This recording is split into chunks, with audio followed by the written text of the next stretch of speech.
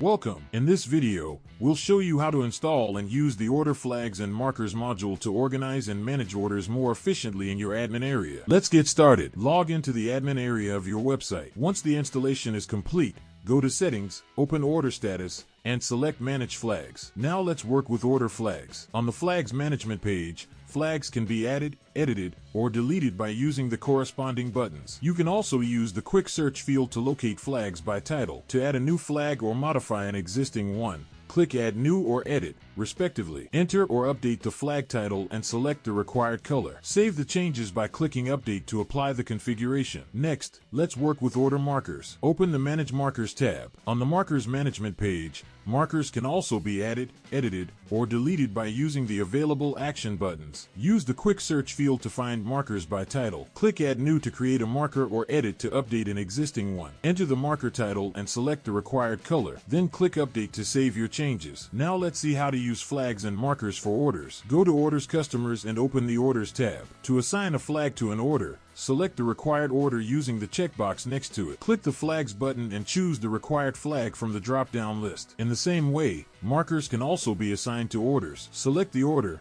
click the Markers button, and choose the required marker from the drop-down list. That's it. The Order Flags and Markers module is now configured and ready to help you organize and manage orders more efficiently. Thank you for watching. If you found this guide helpful, don't forget to like the video and subscribe for more tutorials.